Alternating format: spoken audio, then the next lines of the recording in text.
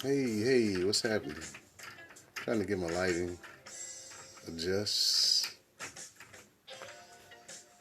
Yeah. Welcome to Sippy's Advocacy Initiative and Leadership. Just bringing you a weekly live broadcast. Just trying to talk about a few things today. So I'm just waiting on a few people to come in and let me know where they are, as opposed to what they're doing. So I want to be sure. I want to be sure to ensure, that my crowd is coming through. So now let's see. What we have is, I want to talk about some juvenile justice today. So this has been troubling me for a few weeks now, and I've been getting people to ask me. As you know, I've been advocating for people. How you doing, Vicky? I've been advocating for people since I've been home. I've been home 3 months and a few days, and so I wanted to talk about something because it's troubling me seeing me coming back home and seeing the youth on the streets, and they're with this coronavirus, and even before it happened, I see them running the street with no direction. And me going to the school to work with my niece, I kind of seen how much has changed and how kids interact with each other, and just they have no regards for being incarcerated or the things that can lead them to incarceration. Some of the things I see them doing is it's sort of like it's troubling, because some of those same things can land them in prison. And I was just watching a video from Michelle Alexander.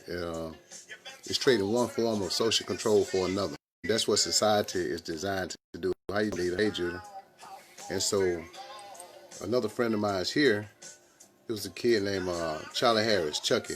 I call him Chucky. He was a kid when I left. Your son, Judah. And I was helping his pop, trying to get him home on the compassionate release.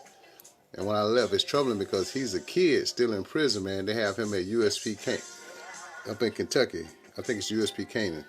Anyway, me thinking about and me helping JoJo trying to get his son home, and hey Samantha, and me seeing how Chucky got caught up in the system. However it was, it doesn't matter.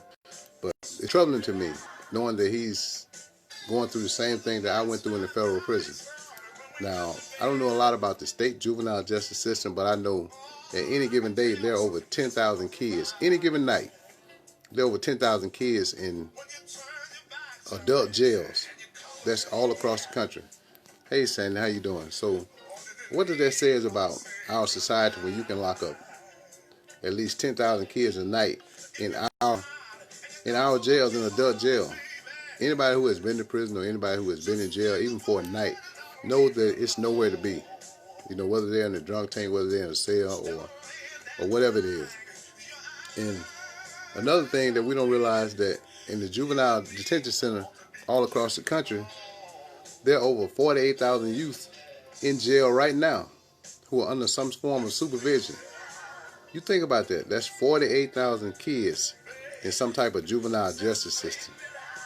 So we don't take that into consideration as we go about our daily lives. So right now there are some kids who are in the juvenile justice system who can't practice social distancing, and that's by them being juveniles, they don't have as many people watching them. So the kids are allowed to run around, and then what if a staff goes in with COVID-19 and it affects them? So I just want to put something on your mind. And then you think about this. Right now today in the United States, there are over 250,000 kids in an adult system serving time. And a lot of those, at least 10% of those, are serving a life sentence. And I was just thinking about this, and I was wondering, how can you even put a child in who's 16, who catches a charge when he's 16. What's up, John? When he's 16, you put him in an adult system. You put him in a juvenile system until he turns 18, and then you put him in an adult system. He hasn't lived. He hasn't had a girlfriend. He hasn't been on a prom date. He hasn't done any of these things, but yet you can put him in with some vicious criminals who have been conditioned or live as criminals for a long time. So they don't separate. They don't separate the kids once they put them in the juvenile justice system. I'll take that. One of the person that I'm gonna speak about is a young kid named Tony Sparks. He came over to this country from Germany when he was 14 years old, and him not knowing how this country was, the kids that he lived on his block were Bloods. This is in Killeen, Texas, and you can Google the story. Just put in Tony Sparks in Killeen, Texas. Now, some of the kids have been in trouble a few times, been in the juvenile justice system in Texas. But anyway, they sent this kid when he turned 18, they sent him to Beaumont Medium, which was one of the most violent prisons in the United States, fed or state. And so, but they put him there, and he had never been used to even living on the streets here in America, or even knowing the rules here in America. So definitely he wasn't going to know how to become a prisoner inside. But long story short, they gave him a life sentence when he was 16 years old. And so here he was serving a life sentence in federal prison. And, I'm thinking about, here's a kid that came to jail at 16. And at the time, I was only 5 or 6 years into my sentence. So that was a long time ago. So he's been in at least 15 years. At least 15 years now in federal prison. I think they got his family ended up getting his life sentence reduced to 45 years. But even then, he didn't have the mental capacity. And then the only thing that he done in the crime was he was just with the wrong people. And because he refused to testify against those guys that he was with, they gave him a life sentence. The guy who actually set the fire to the car that burned the couple up on Fort Hood got 12 years because he testified on the guy that they gave the leadership role, and he testified on Lil Tony. And Tony ended up getting a life sentence because he thought what the gang had told him was being loyal, keeping his mouth closed. With the guy who signed the confession and decided to rat out all the other guys, he should have freed him. He should have told him, hey man, that kid had nothing to do with it, man. He just rolled in the car with us for a while the couple was in the trunk. Long story short, he received a life sentence, man. And then I think about the kid, a young lady named Miss Jones contacted me a couple of days ago, and her son had just gotten a life sentence, 45 years to life, in an Ohio prison. And so that's the thing. And Miss Barnes, that's what I'm saying. He got 25 years. At 17, he doesn't have a child doesn't have the mental capacity to make decisions like that. And scientific studies have shown this. Now, I'm not minimizing the fact that the crimes that they've committed, or I'm not trying to downplay the seriousness of the crimes that they committed, but I'm just trying to show you that two family loses.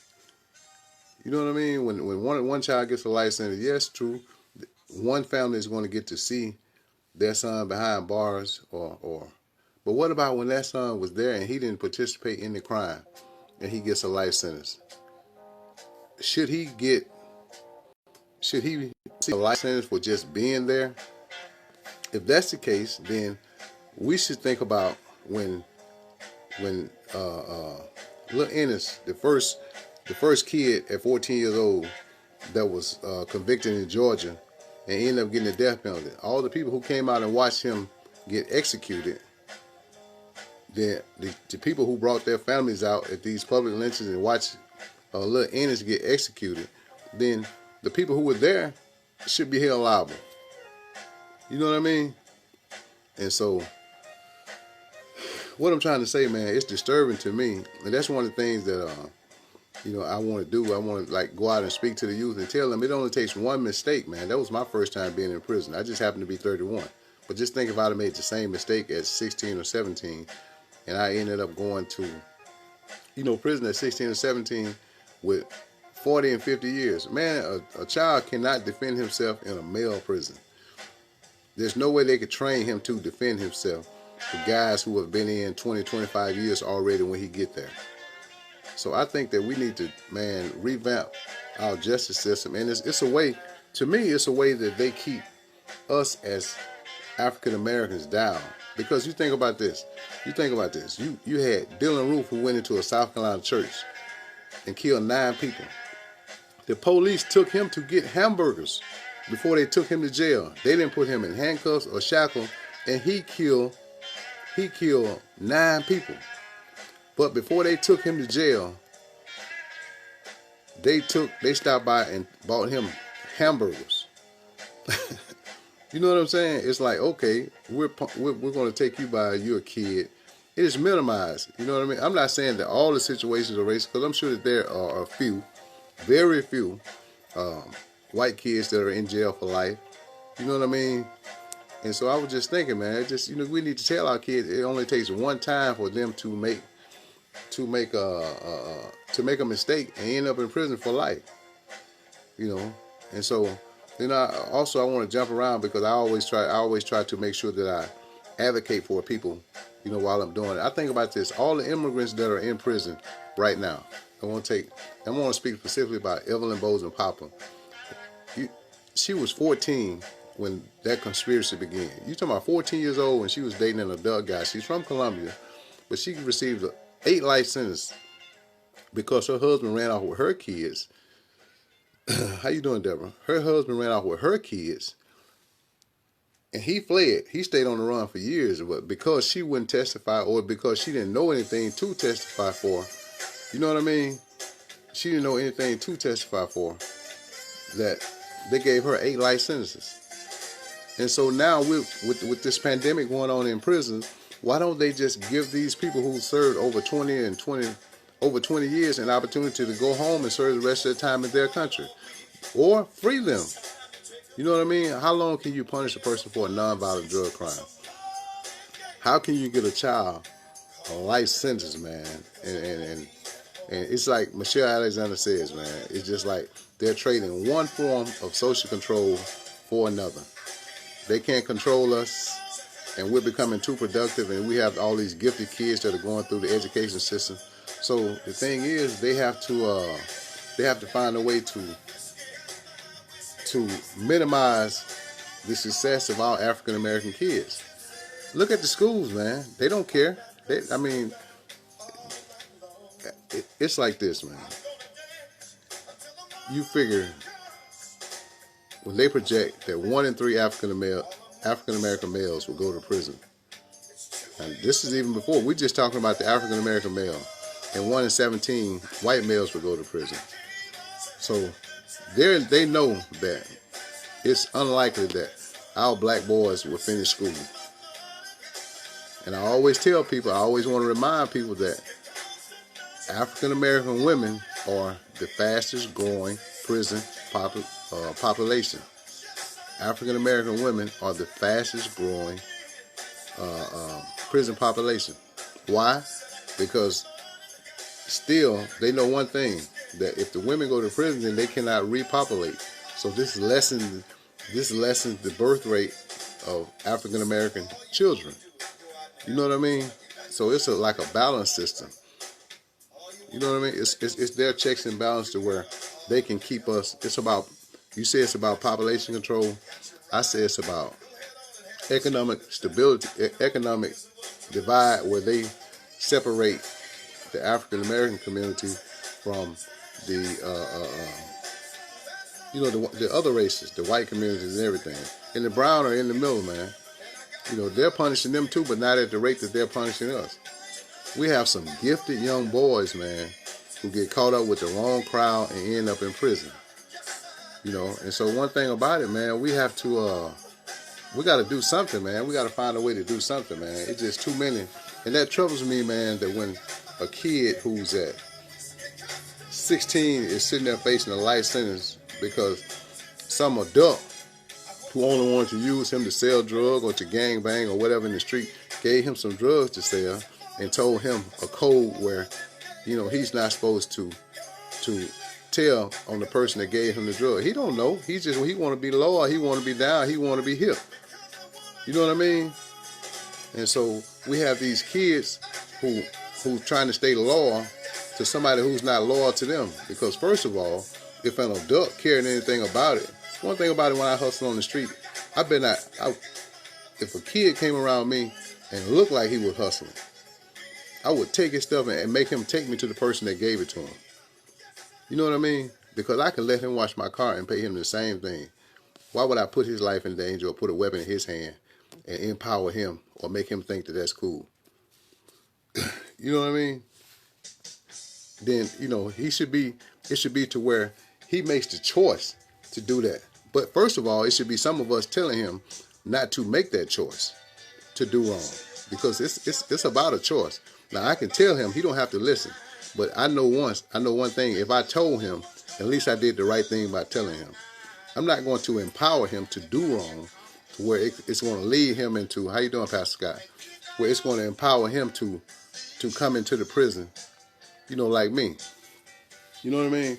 And so it only takes one mistake, like me. It only took one mistake for them to frame me for.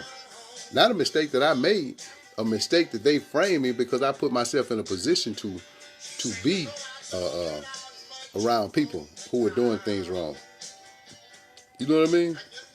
So, but the thing is, you got the guy, what is it, the affluenza team. Now, he has driven and he has committed vehicular homicide, but they said that he was too rich to understand the nature of his crime. That he was too rich, he was too affluent to understand the nature of his crime. Y'all just take that in for a minute. He was raised too wealthy. It was given too much in order for him to make that decision. To me, he had an advantage because he didn't have to be drinking and driving. His mama could have hired him a limo. You know what I mean? So they do it all the time. But what they do, they keep their kids out of the justice system because one hand washes the other with them. The first thing we want to do, we want to turn our back and say, oh man, that little child didn't have to do that and he didn't have to do this and then, man, come on, man. Come on, man. You know what I mean? So I don't know, man. I don't know. We got to change our way of thinking and then start doing something about it. If we're sitting on the sideline watching and not doing anything about it, that's why I try to join every advocacy group or speak with them or share their stuff to bring light to some of these ills that plague our society and plague our kids, man. Our schools are in shambles. Our parents are not ensuring that their kids are going to school. You know what I'm saying? So we have to take it upon ourselves to take. Hey, what's up, family? We have to take it upon ourselves to ensure every child out here is our child. That old saying where it takes a village to raise a child, man, that's a true saying, man. Because back in the day when I was growing up, everybody who in my family, if we committed a wrong over Miss Ike's house, we was gonna get a whooping by Miss Ike, and then when we got home, our mama was gonna whoop him, and then when Daddy got home, we was gonna get another whooping, and nothing was gonna be said. Now a child can call 911, the police come out and lock the parent up for disciplining him, but then the first time she called the police on him, it makes her not want to spank him, so she called the police on him, and now they have put him in the juvenile justice system. And once he's in that system, she can never get him out. You know what I mean? Some states have it to where they can expunge records of teenagers or kids that commit crimes. You know what I mean? So, and that's the thing, man. That's the thing. So we have to be mindful and look through the weeds. We got to pull back the weeds or scratch the sand just so we can see the jewels in life. You know what I mean? We have to be able to see the misinformation that's given out by the justice system when it comes to our kids. Man, don't be so quick to call the police on your child and to send him to prison, because once you lose him to that system, then he's going to be trapped in there. And what they don't tell you is that everything that you've done as a juvenile, when you go to prison, they take that and use it to enhance you oh, you remember when you were 15 and you got this petty theft charge, or you got this truancy from school, then you've been in the juvenile justice system. We're going to give you 1 point. That 1 point moves him into another category, and then his sentence goes up 5 or 6 months. Now let's just think if he had 3 juvenile detention, 3 times 5 is 15. And if it's an aggravated where he had to fight, then aggravated is going to put him in a whole nother category. It's not going to take him up the ladder. It's going to move him up and still take him up 15. So it's not. So it went from 15 to 30 points. You know what I mean? What's up, Lamar? Hey, my nephew. My nephew went to the juvenile justice system. He spent more time, man. I got a chance. The last time I seen him was in 1988. But his juvenile record caused him to spend that much time in prison. I didn't understand this until I became trapped in the prison. I was mad at him. That's my nephew, but I was mad at him for leaving me, but not knowing that when he was telling me that the police framed him, I didn't think about then, because I was so caught up, like his dad, who was an attorney, that believed that there was no way that the justice system could send my nephew to jail for something that he didn't do. You know what I mean? Until it hit home to me. So they sent me to prison for something that I didn't do. So now, the whole time I'm in there, I'm thinking about, man, my nephew Red been in prison all this time, and he told me that the police were like this. So we don't listen, man. We don't listen. So I'm telling you, man, pride comes before destruction. So I'm coming on here telling you, you don't have to listen to me. I just come out of a system, man, that eat people alive. I just left a bunch of people now that's in a system that's got tents in front of their units, where they got the people who are infected with coronavirus out. They take them out of the units and put them in the tents and hope they get well. I just came out of a system that every time if somebody die, well, somebody who has a terminal illness, they won't let them go home. But, when they die, they tell their family, what he died of, whether it was pancreatic cancer or whether it was a heart attack or whatever. They still want to do an autopsy. Are they organ harvesting? You know what I mean? So this is the thing that we're going to subject our kids to. Man, watch some of these documentaries on prison. Listen to Michelle Alexander and the message that she's preaching in the new Jim Crow, or even some of the video clips. I'm going to start sharing her video clips on my page so people can listen. We're just talking about the juvenile justice system. So I'm going to be working also with King's Leadership, with Cassio Batiste, man, to try. When I see people who care about the conditions of how our kids are coming up, we got to get them in chess classes.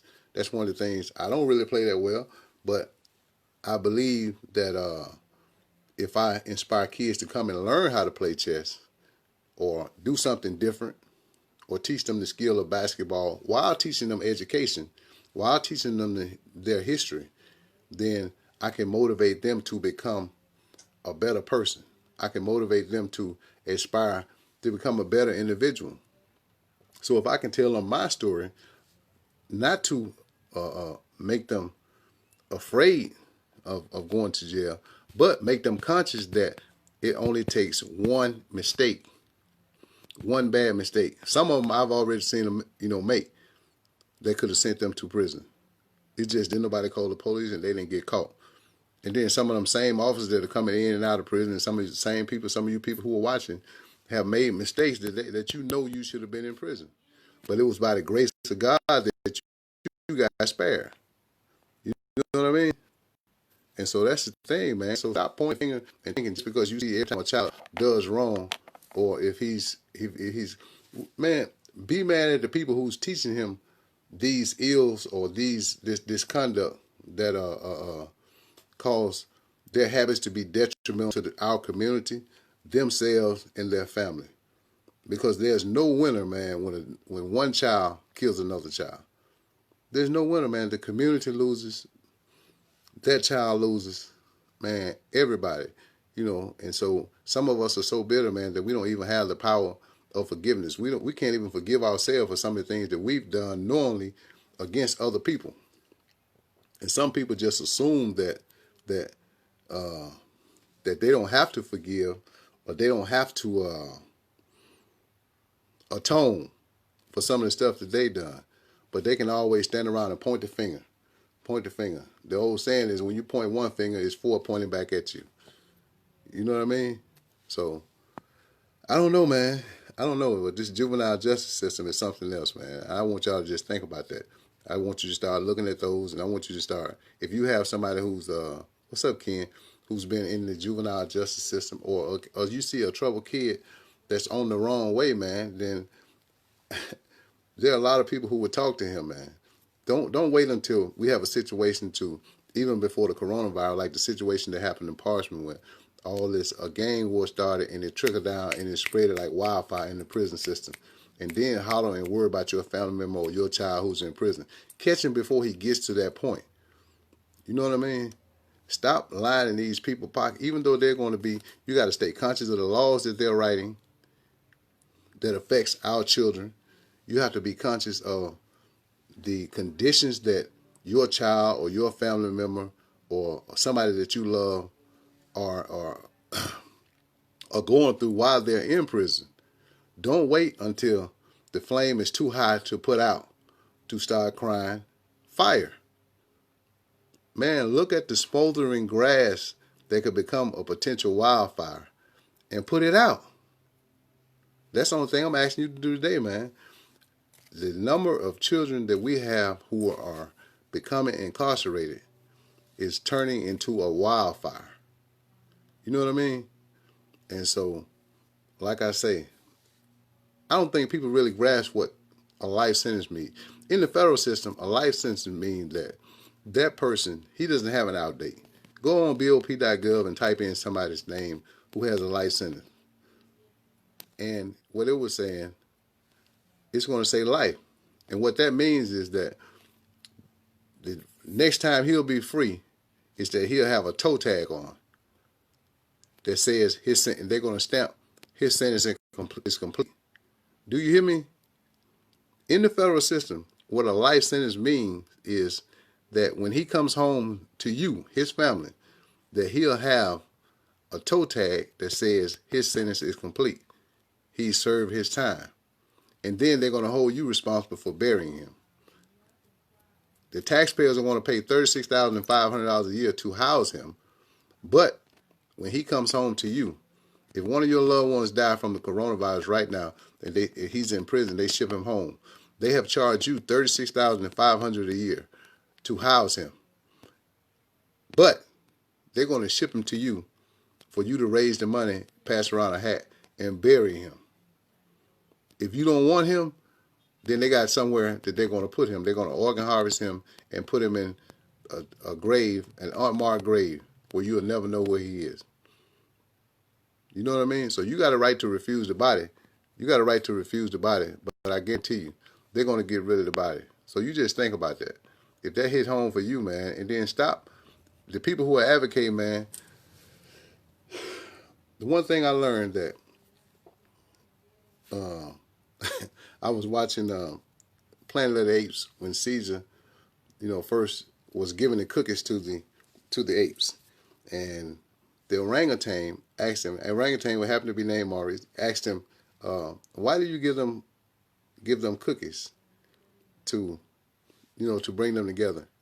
And he said, he took the stick and he broke it. He broke one stick, and he said, "Ape alone, weak. Apes together, strong." So, my thing to you is, us alone fighting, we're weak. But whenever we can find a way to come together and fight together, then we can be strong. That's any cause that we face. You know what I mean? So before I close, I want to always advocate for, my friend, my brother, Marcus Boyd, man. I'm going to be posting something. He's going to need letters. I need you to write letters for him. James Hicks, I'm going to get his judge's name. These people have finally gotten a hearing, man, after 20-something years, after 20-plus years. And so we need to support them to bring them home, man. We need to support them to bring them home. We got some clowns that are on the street right now who have ducked and dodged and everything, and they still committing predatory crimes against us and our communities. But we got people who are in jail, has been in 20-something years, who've been doing right the whole time that we've forgotten about. You know what I mean? So, but take them, Evelyn Bozer Papa, these people, man, Matthew Smith, who has a 45 to life that he received as a juvenile. He's been in 1 year on that, so they just move him to what they call the big house, the big prison where the adults are. You know what I mean? And I can only imagine what a mother, because I can, if I were a parent, that's why I fought so hard, man, to try to keep my kids on the right path. Because me knowing that one of my children had been in prison for something that they didn't do, then I don't know. I don't know, man. I'd have to get him and we ride out to Mexico or something. And that's just real talk. But I appreciate you guys. I love you guys, man. Thank you for tuning in. If you have any questions, put it up. Hit me up in my inbox. And, right, there's no winner. There's no winner. There's no winner. So let's fight mass incarceration, but we damn sure need to fight juvenile justice, any way we can, however we can. And fighting juvenile justice starts at home. If you know you got that little bad kid, and to me, see, no child is bad. I think you just need to channel his energy and put it towards something he loves. You know what I mean? But by society standard, if he's a bad child and he's going the wrong way, then you better put the reins on him, man. Don't think that you're being too harsh on him. I'd rather I go to jail for punishing him than to turn him over to the justice system, and he gets punished. Man, God forbid, one of my children go to prison for lack of attention from me. You know what I mean? So anybody who's been to prison, man, male or female, like you say, Jaquita, we don't wish that on anyone. Anyone. What's up, Ronell? Yeah, y'all take care, man. God bless you.